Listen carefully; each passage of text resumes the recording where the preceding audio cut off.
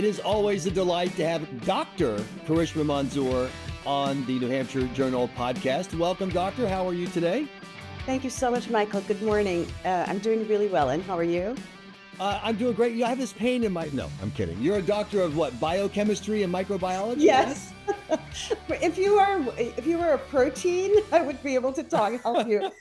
You're a very complex creature. Well, when I see a protein, I eat it. That's my thing. And I'm going to say this, and it's going to be kind of flippant, but also kind of on the point. I love your setup. For those of you who are listening on the audio podcast, you should go to YouTube and watch this. I love your setup. You have the New Hampshire flag, you have the United States flag. And it's interesting because we got the 250th anniversary of the signing coming up. You've seen the poll numbers that show that people who are identified as Democrats, particularly on the progressive part of the party that you do, the standing of America is very low. So I'm just curious, before we do any of the policy stuff, whatever, how are you feeling about America right now? When I go across my state, and every single day, my friend, I'm around New Hampshire, somewhere in New Hampshire, Warren or Guilford or Manchester or Concord, every single day I'm somewhere. I do hear a lot of pain. I hear the stories. Folks are telling me they can't afford the property taxes. People are telling me they cannot afford their medicine. Sometimes folks are telling me that they're sleeping in their cars. I do hear some of the saddest stories out there. So if I have to think about that, I have a heaviness in my heart, right? But in general, I mean, we're alive. And the problems that we have are manufactured, Michael. It doesn't matter who we are and who we voted for. We want to live. We want to thrive. Right. I want us to have a government that works for everyone across this nation, across the political ideology in New Hampshire, all the way to California. And so I'm hopeful.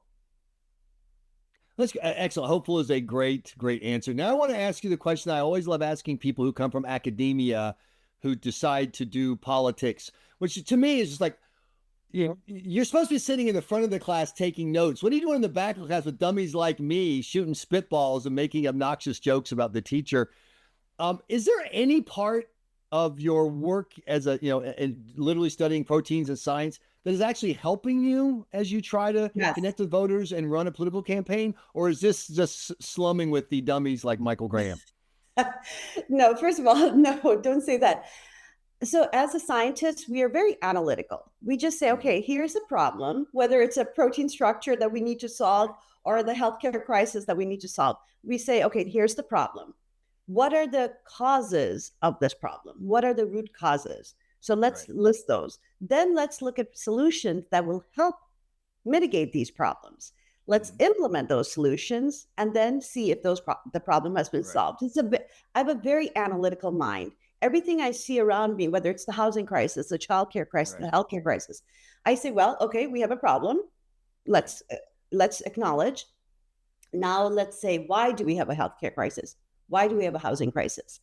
And now let's look for solutions to those problems. And then, God, we need strong leaders to actually implement the problem. So my science brain is just bringing a different kind of thought process, but it's still, I learned so much out there.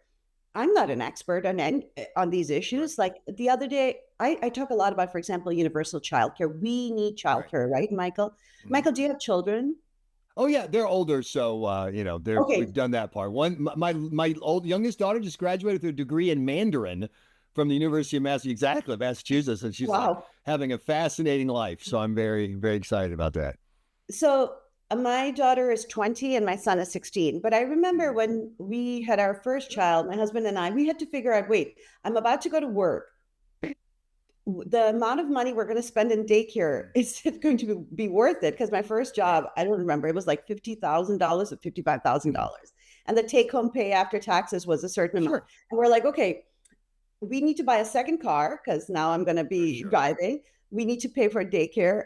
Can we even afford it? And so those are the decisions people have to make. Right.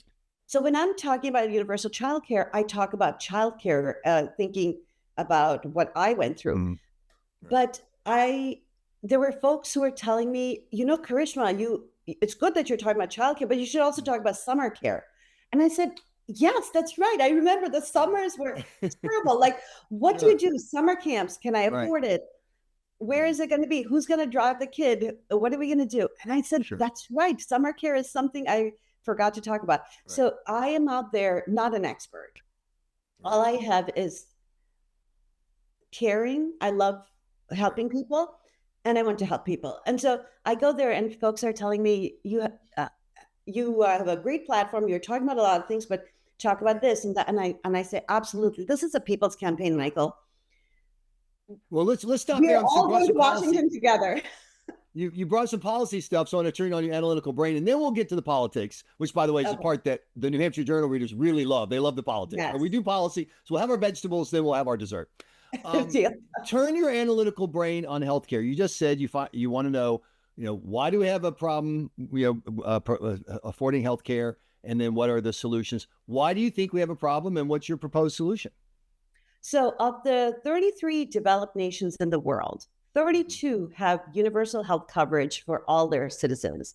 Only one nation in the entire world does not have only one developed nation in the entire world does not provide universal health coverage, and that's us. Okay, so let's start with that. Why is it? Why are we the richest country in the world, and yet we're the only developed nation that does not provide universal health coverage?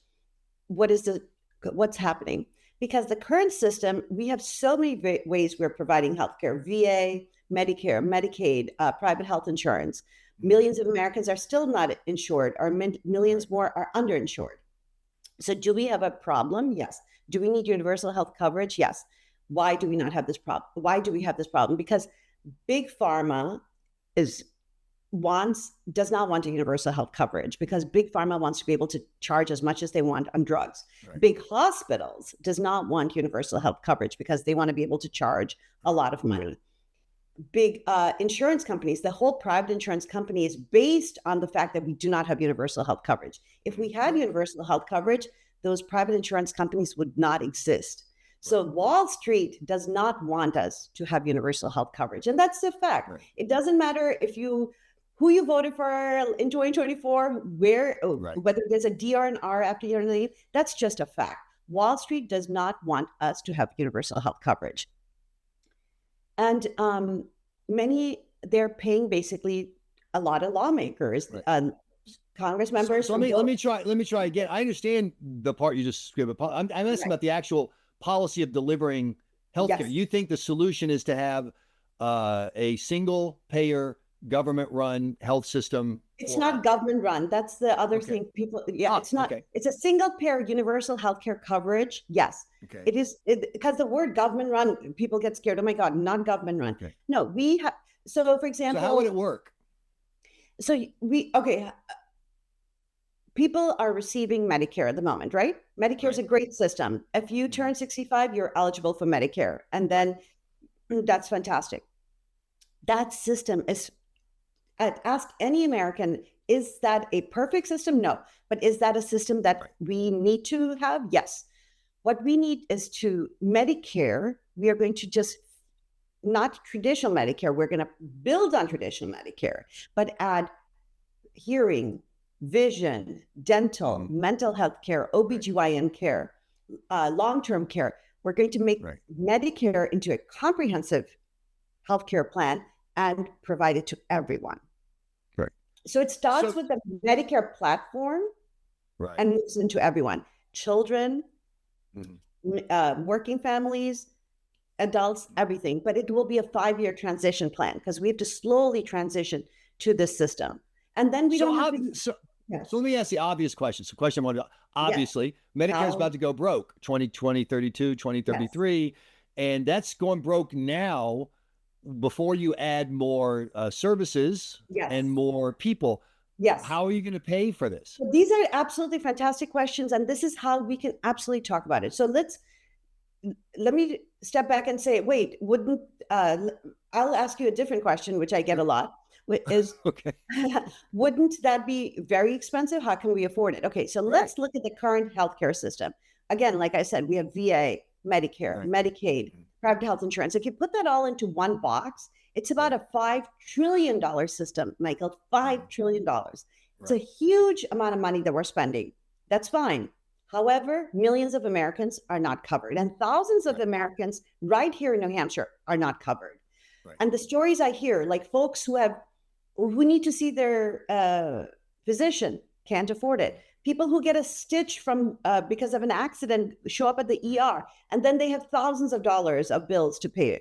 Right. So it's a real problem. If we switch to Medicare for all, that $5 trillion system will go down to 4.3 trillion and cover everyone. And now you can say, wait a second, you're going to cover everyone and it'll be cheaper. How's that possible?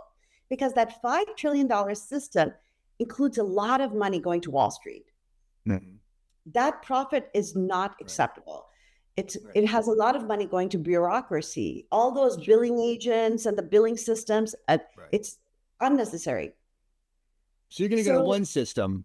We build one system, which is cheaper and fiscally responsible. Absolutely. I'm a professor. But just to be clear, that one system is going to be the government. I mean, that's going to be the one system. Well, what do you call Medicare?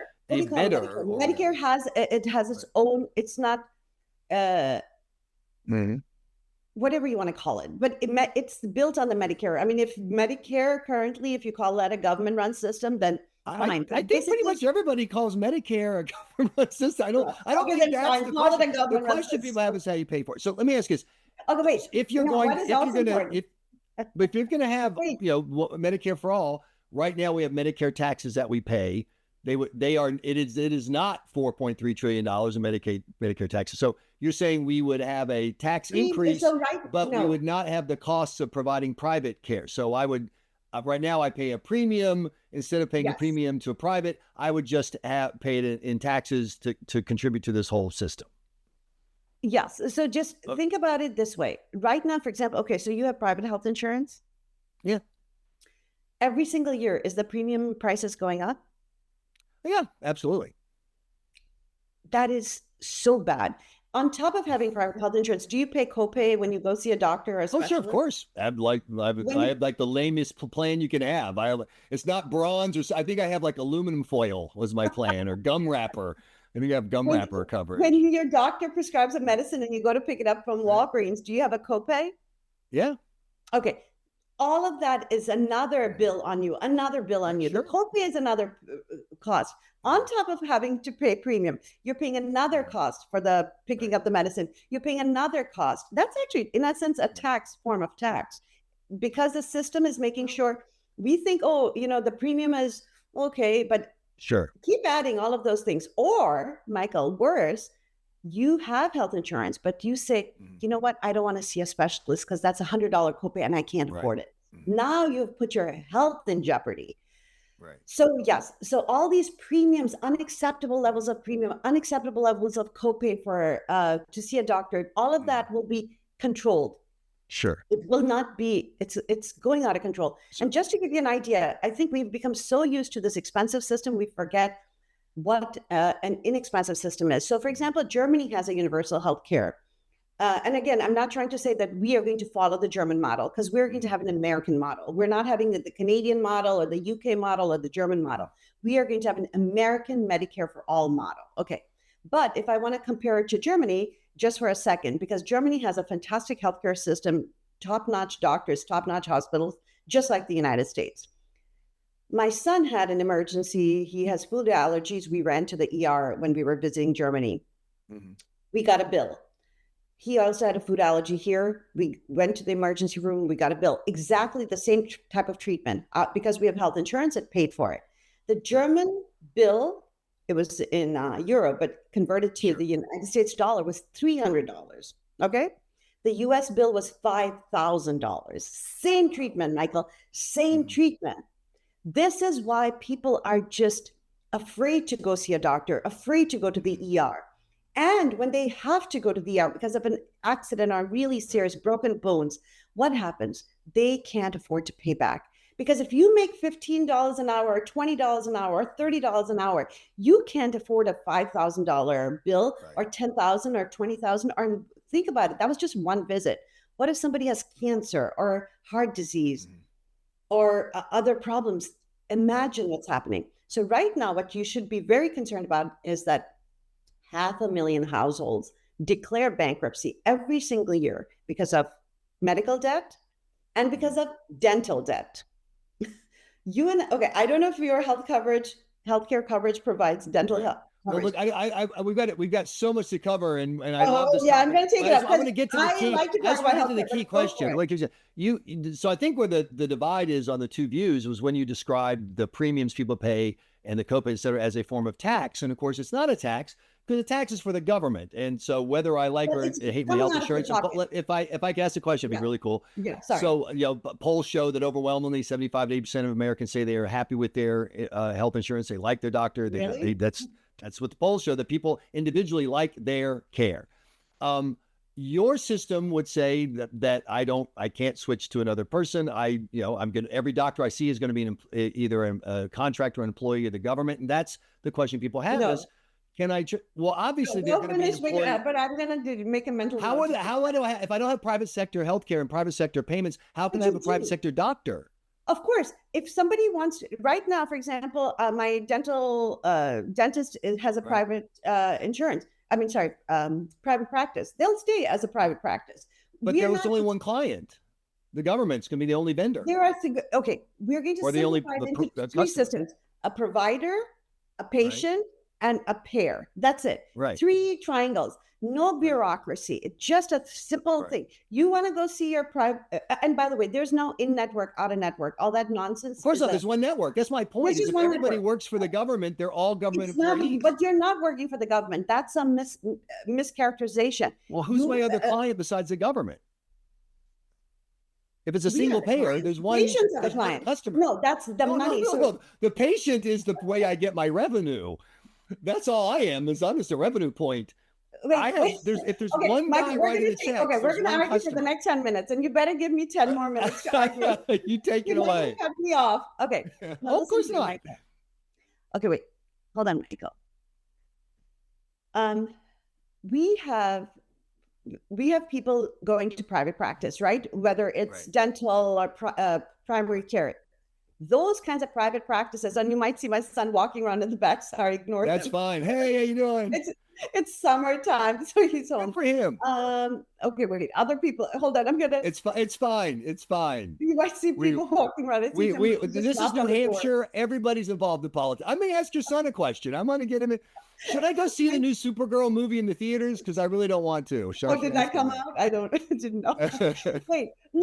Going back.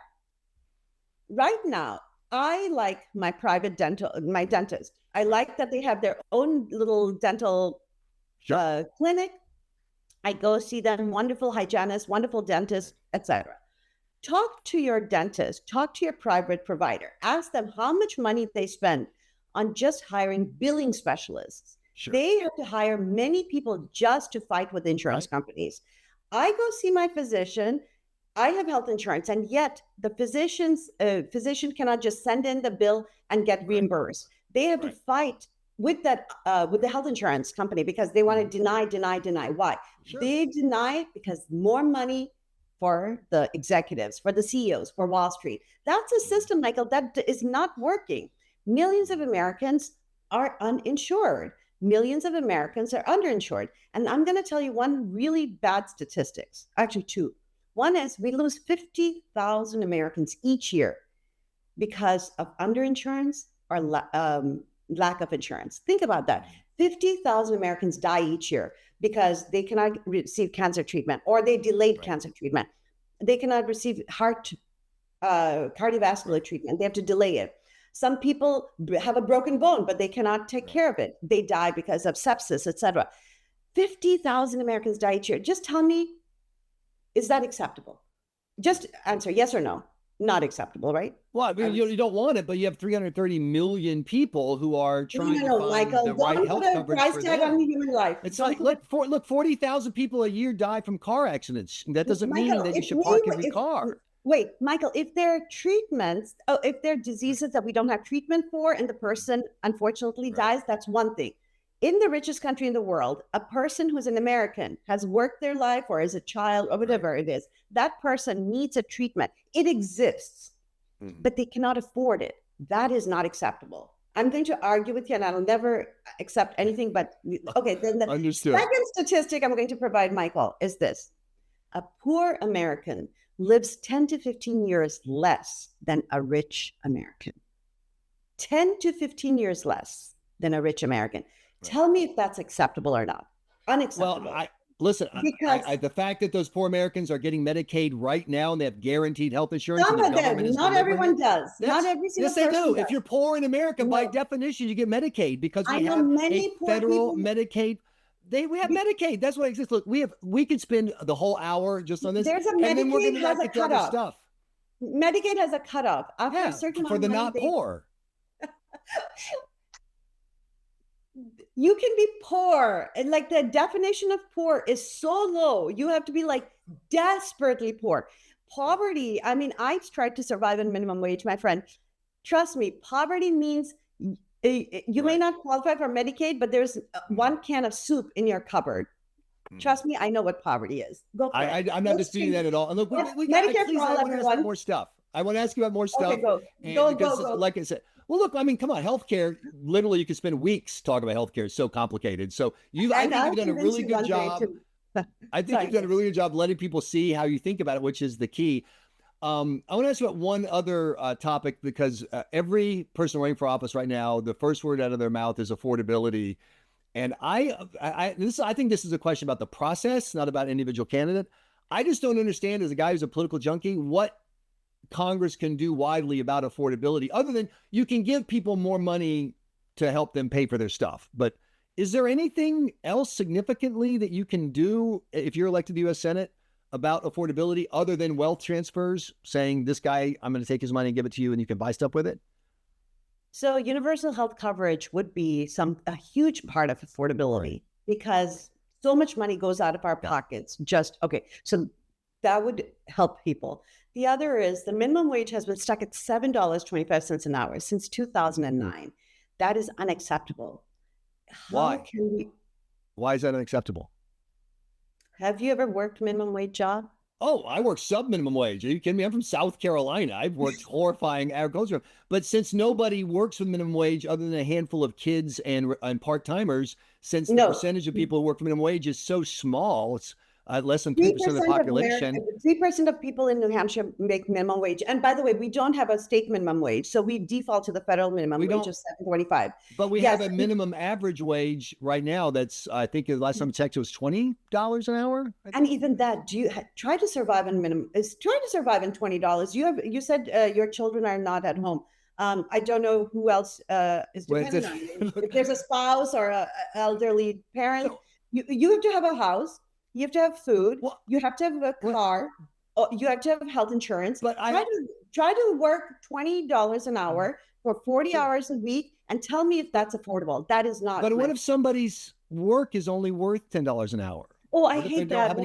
I find that so insulting. I'm so sorry. Whoa. Have you ever heard me play the guitar? If you only play the guitar, you'd say $3 an hour was too much. I did stand-up comedy for a living for 6. I did stand-up comedy for a living for 6 years, and I was lucky, and I paid the bills. It was fine. If you had said that I was entitled to a certain amount of money and I wasn't funny, that'd have been crazy. Throw them off stage. Your work is worth something, isn't it? Isn't your work worth something? All that investment you made into your education, isn't that make it worth something? Are you saying that there is no worth? It's just arbitrary numbers assigned by the state that a person should get money based just on being alive? If somebody's working as a police officer, why do they need a second job to pay their rent? Is that acceptable? No. A police officer should be a middle class lifestyle. You don't have to be rich, but you should be able to afford food. You should be able to afford housing. You should be able to afford healthcare. And if you have a car, and you should be able to, if you have children, that you should be able to take care of children. Do you think this is a very crazy idea? No. What about a firefighter? Why are firefighters in New Hampshire sleeping in their cars, Michael? Why? We know this story from Portsmouth several years ago, when Portsmouth was trying to say you cannot sleep in the cars overnight. They stopped that. Why? They found out one of their own firefighters could not afford housing and was sleeping in his car. If you're a nurse, what a wonderful job. What a public service. How can we survive without nurses? Why do nurses struggle to make ends meet? Why does a nurse who is extremely well trained, skilled, necessary for our well being, why do they struggle to make ends meet? It's an unacceptable position. And why do they need a second job or a third job? I know nurses who are driving Uber. How can that be acceptable, Michael? This is what I mean. A livable wage means you work as a firefighter, a construction worker, a police officer, nurse, doctor, it doesn't matter. But you have a job and you can afford food, housing, and healthcare. And that's it. That's a livable wage. Once again, an hour-long conversation we could have there, but you've laid out your position, and that's the goal. And I'm not paying you $1 for your guitar playing. You should not. If you've heard me play, you go, I want money back. You should pay me to listen to you. Yeah, I want money back. But anyway, so the purpose of a primary, I used to run primary campaigns for a living when I did political work, and I tell people, the purpose of a primary is decide what kind of party you want, and then the purpose of a general election is decide what kind of government you want. So the parties get together, they pick, this is the kind of party you want. In New York City, we just saw this big election, and the Democrats in New York City said they want the kind of party that represents values that are similar to the ones you just described. How do you look at what happened in New York? Do you think it applies here? And what are you hearing from actual humans who show up to hear you talk, as opposed to political pundits who sit around and pretend they know what's going on, about what New Hampshire Democrats want their party to look and sound like this November? So yes, I'm running as a Democrat, but honestly, Michael, when I'm out there, I don't care who I'm talking to. I never ask anyone, are you a Democrat or Republican? Are you a voter? I don't ask. I just want to talk to people. I always just say, may I introduce myself? And I say my name and I ask them their name and we just talk. Right. So what happened in New York happened in New York. New Hampshire, we have our own culture. We are a state. That's a city. It's very different. 8 million people in a very small amount of space. We're 1.4 million people in a whole state. So we cannot constantly translate. What we should understand is this, and this is something that's universal. The corporations are putting a lot of money into our elections. That's drowning out the voices of the voters. So I don't know how much you pay to your candidate of choice, but most people pay, what, $20 to support a candidate, maybe $100. That's really what the people pay. And when corporations are coming in with millions of dollars, drowning out the voters' voice because they support candidate A while voters support candidate B, that's a real problem. When foreign lobbies come in and pour in millions of dollars to influence an election, that is a problem. So what happened in New York... So I can stop it there. I understand foreign lobbies, foreign money is not allowed in the U.S. elections. It's illegal. I mean, that's one thing that Obama got caught with. So when I say during the Obama era, he was so popular, people like around the world were just sending him money. And so I'm not accusing him of wrongdoing. I'm saying that they had to go back and look at it. Sorry, love you, but you can't give us money. So what's this foreign lobbying money you're talking about? When I say, yes, you're correct. A lobby in the United States that is serving the needs of a foreign government. So for example, AIPAC, AIPAC, which stands for the American Israel Public Affairs Committee. Huh? Yeah. Right. So for example, they are based in the United States, their donors are Americans, but what is their sole purpose? Unconditional weapons transfers to the government of Israel using US taxpayer money. That's it. Okay. So that's what I call a foreign lobby, but okay, you want a foreign government serving lobby, if you want to say that. Okay. But wait, you raised an important issue. Because I mean, I assume that a lot of people who give money to AIPAC do want America to keep, helping Israel with weapons. But I assume there's plenty who have other reasons. They support the idea of a democracy in the Middle East. They think that it's important that after the way Jews have been treated, that there's a place they can go in the world where they cannot get slaughtered by their neighbors. I assume there's a lot of reasons. Why is it suspect for an American to give money for its relationship with Israel as opposed to the American-Turkish Foundation, where Chris Pappas is running? Tons of Greek Americans are giving money. He had a big press conference where he proposed, I love our alliance with Greece. Why is it suspect when it's Israel? Can you hold that thought? Because you asked me an earlier question. So let me see. I told you I'm a very analytical person. Take it away. A new question, but you asked me originally about New York City. So let me finish the New York City. Sure. So what do we learn from New York City? That voters' choices, whether you agree with the voters' choice or not, that's for them to decide, right?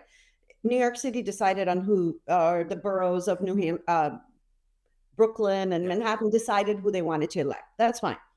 But what was interesting was all this outside influence, millions of dollars pouring in, whether it's from AIPAC or from corporations. AI and crypto gave a lot of money into those Goldman, whatever his name is. Right. Yet he didn't win.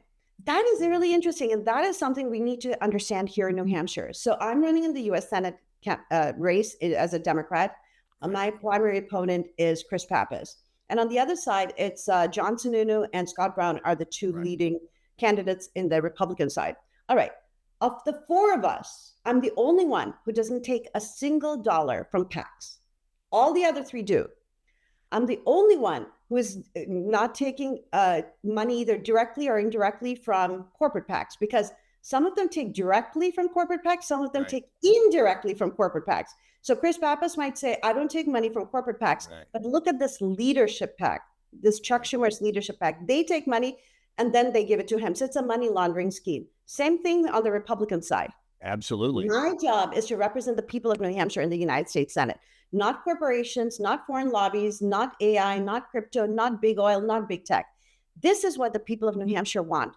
And I'm talking to Republicans, independents, and Democrats, and they say, we want our representative or our senator to represent us, not corporations. That is the biggest difference between myself and the other three. And this is what we saw in New York, that the elections were decided by the voters, not by millions of dollars pouring in. So I just wanted to say that. So that I finished my thought. And I want to hear your answer about AIPAC, but since you're talking money, one of the things that's a challenge for New Hampshire, and I, having worked in campaigns around the country, New Hampshire's a small state. Like you just pointed out, you can't raise the kind of money to buy the Boston media market just from local money. I mean, like, for example, there are plenty of progressive PACs. Like if the Soros PAC wanted to give you money, you wouldn't take it. I mean, you're going to use it for your campaign either way. Soros has not offered me any money, but I'm not taking any money from him either. Okay. So I mean, I understand what's corrupting about I'm a progressive. I want to help you. We got a bunch of progressives together. Here's a check. I mean, you're still going to be Karishma Manzur. You're still going to have your same ideas. I just don't understand why that's suspect that people who agree with you want to give you money in a big lump.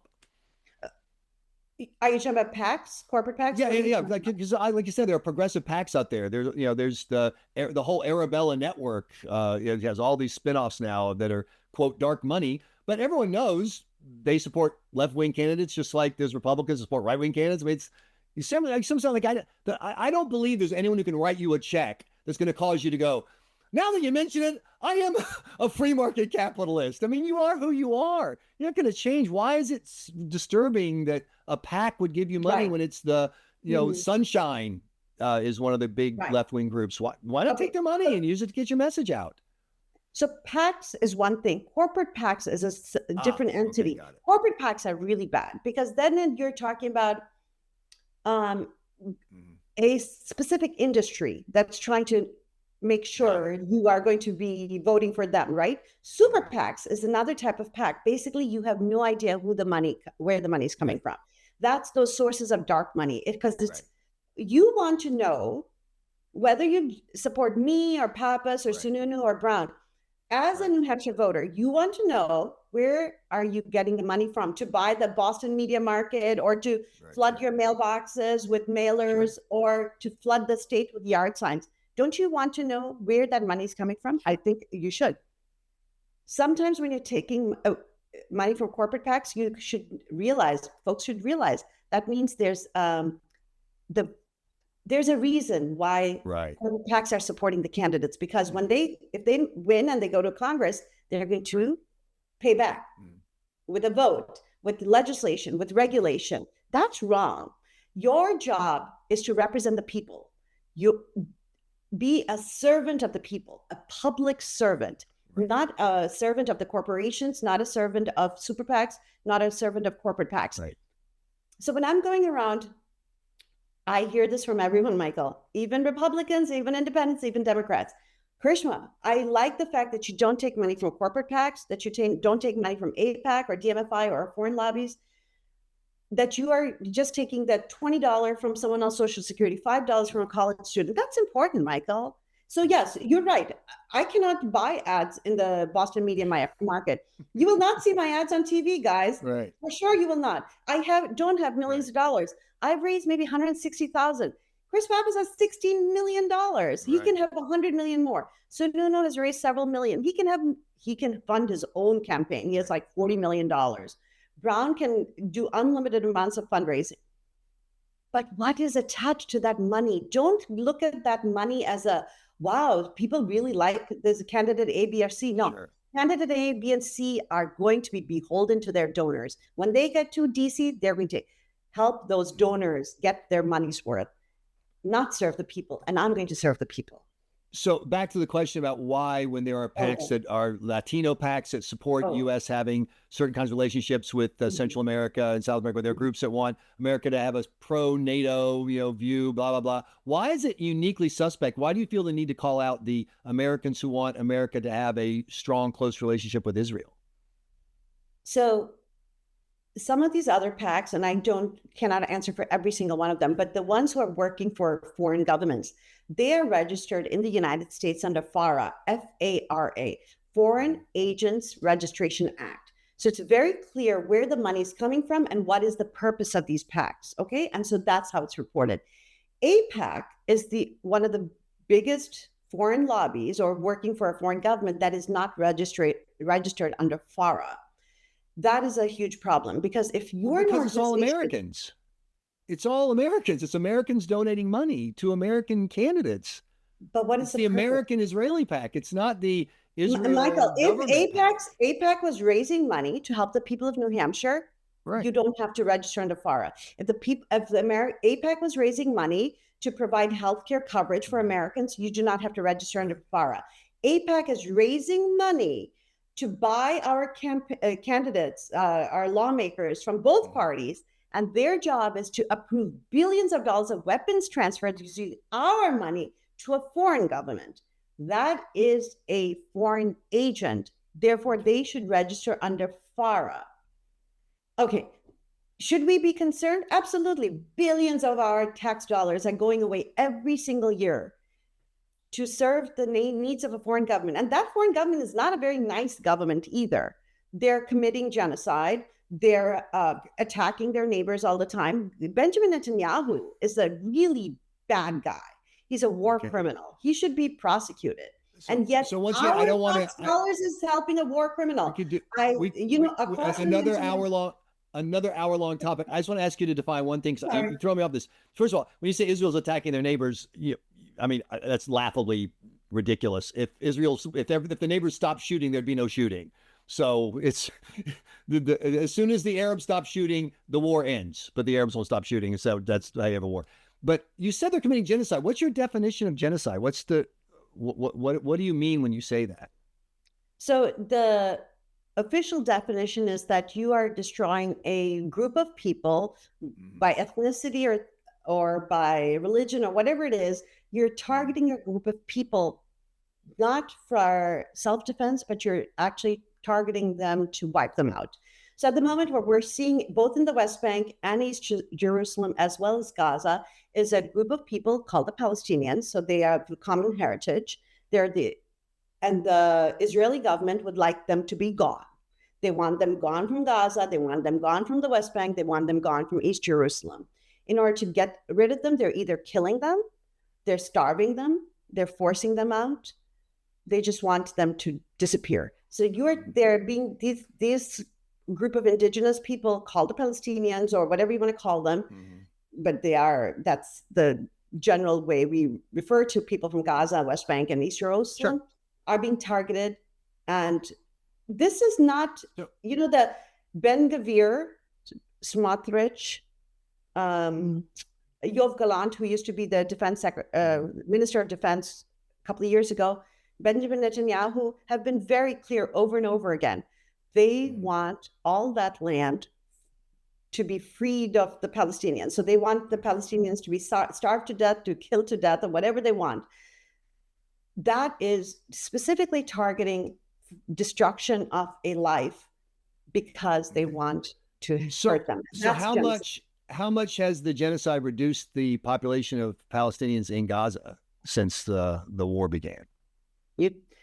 You should tell me if I It quote hasn't. Donald Trump's There's no significant change in the population of so people, I Palestinians living in Gaza. And during the time that wait, Israel has Donald Trump been gave a in press existence, conference. No, wait. okay, I'd Donald like to be able Trump. to finish my question, then I'm Sorry, happy to hand Michael. it over to you. Sorry, I'm Michael. Sorry, happy to Michael. hand Go it to ahead. you, but I'd just like to finish this one point. Yes. Go Since for it. Israel has existed, one of the fastest growing populations on the planet for population growth has been the Palestinians. There's been massive Palestinians. There have been more Palestinians born during the period of genocide by far than the number of people who have been born or immigrated to Israel combined. So when you say the word genocide, how can you have a genocide if the number of people who are the target is increasing? That's why I don't understand the word. I'm not saying you're wrong. I just don't understand what you mean by it, because my understanding is the one you gave at the beginning, which is it's a target of an ethnic population to drive the numbers down. But over the past 50 years, the numbers have not just grown, they've grown faster than most other populations in the world. In October 2023, the estimated population of Gaza was 2.1 million people. Okay, 2.1 million people. When after Donald Trump came into power in January, I believe his press conference with Benjamin Netanyahu next to him was either in January 2025 or February 2025. Okay, and when Donald Trump was talking about the population of Gaza, he used the number 1.8 million, which means it was a difference of 300,000 people. And that is approximately what is estimated to have been killed over the course of between October 2023 and January 2025. So I'm going to use Donald Trump's number. You're trusting Donald Trump's math. 300,000 people most probably were killed in that span of time. What they are right now, I cannot answer. I'm not up to date on a daily basis on the population of Gaza. Of course not. All I know is 24,000 children are estimated to have been killed. So many people are dying on a regular basis from missile strikes. Our money, Michael, my money, your money. People of New Hampshire are paying for those Hellfire missiles being shot from Apache helicopters that we paid for. Those 2,000-pound bombs, we paid for it. 500-pound bombs, we paid for it.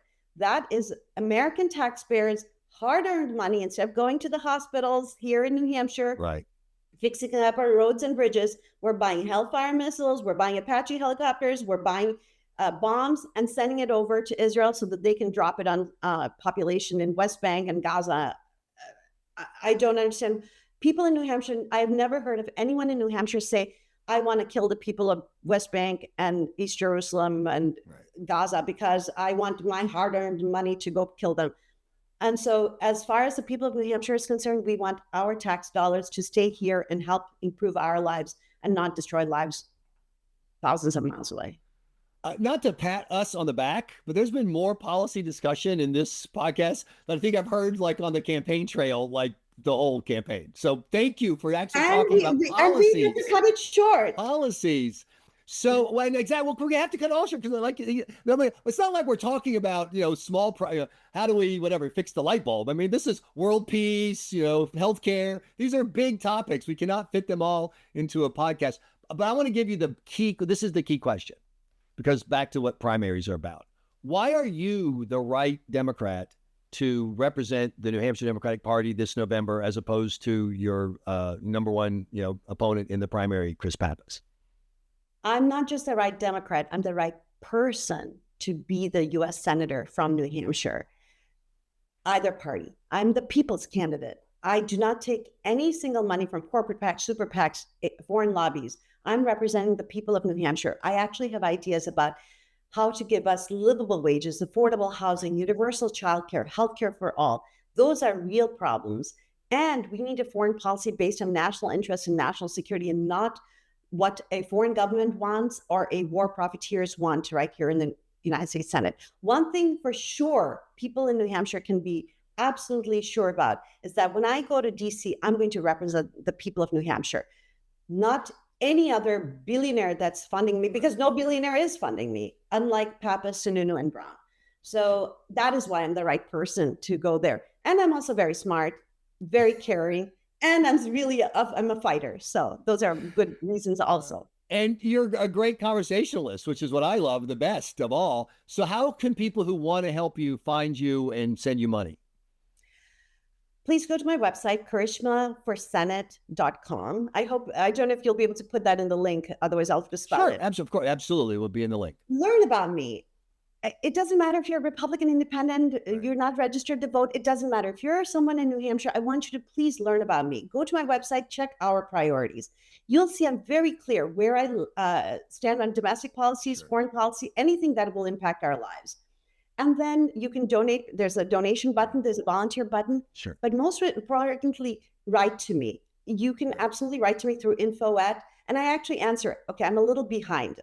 I've gotten a lot of emails. I'm really behind. But I'm a real people's candidate, and I meet people anywhere and everywhere. Right. So I hope that we run into a festival or some farmers market out there over the summer. I want to hear from you, and I want to improve your lives. I don't want anyone to sleep in their cars in New Hampshire or sleep on the streets of New Hampshire. I don't want people to be burdened by property taxes, and I don't want senior citizens to ration their medication because they cannot afford the copay. Those are unacceptable issues, and I want to help the people of New Hampshire. One last question. There are Democrats who ask why we having a primary. Chris Pappas has been a Democrat. He's fine. We like him. We just want to win. We just want to send someone down to fight Trump. Why isn't Chris Pappas okay? Why not? Maybe we do like Karishma more. Maybe she's more where we are, but he's good. Why isn't Chris Pappas good enough to be the Democratic nominee, in your opinion? So because you actually might like Chris Pappas more than a Democrat might, because he votes in a way that is not aligned with Democratic priorities. So he's never supported Medicare for all. He has taken $3 million from AIPAC and other pro-Israel lobbies. In return, he has approved billions of dollars of weapons transfers to Israel to fuel a genocide. He doesn't even have the courage to meet with his constituents. He has not had a single town hall in over a year. Since March 22nd of 2025 was his last town hall. Everywhere he goes is very scripted. They know who's coming. They know exactly how long he's going to be there. He doesn't take too many questions. He runs out. Right. All he does is do photo ops. This is not public service. This is one thing. But on top of it, term limits, Michael, it's very important. He's been there for 4 terms. That's already, I think you should only be serving in the U.S. House for 3 terms. That's enough. If you haven't figured out how to fix things, you should go. And in the U.S. Senate, you should not serve more than 2 terms. 2 terms. So this is a term limit. He has overstayed his welcome. And also, if he hasn't solved the problems by now, what are we expecting? Why should he get a promotion? So I'm working with people who have been to D.C., running against people, Brown, Sununu, as well as Pappas. Right. They haven't fixed our problems. And so people in New Hampshire are still suffering from a healthcare crisis, housing crisis, childcare crisis. So why send these people back? They had their turn. They couldn't fix it. Thank you. Goodbye. Go back to your jobs. Now let's send a bold scientist to the U.S. Senate. Bold is a great word. And I will say it again. Congressman Pappas is welcome on the podcast. Congressman Pappas is welcome to have us attend one of his. He's never held an open press event ever the entire time he's been running, other than things he couldn't avoid, like when he was doing his paperwork filing. Because my favorite story, you're going to love this. They had a supposedly public event on an issue important to Manchester, and it was scheduled for a time. When they found out that we were going to come, they contacted the other press and everybody, and they scheduled it a half hour earlier. So when I showed up, he was leaving, and he literally physically ran. I'm like, dude, I'm not going to ask you, like, what do you think I'm going to ask? Like, oh, your alien, skin masters? I'm going to ask you a question about policy. I'm going to ask a question about politics. But you're here, Dr. Manzur, and you earned that, doctor, and we really appreciate it. Thank you for making this a incredibly fun and informative New Hampshire Journal podcast. I appreciate it. Thank you, my friend. Thank you. Bye.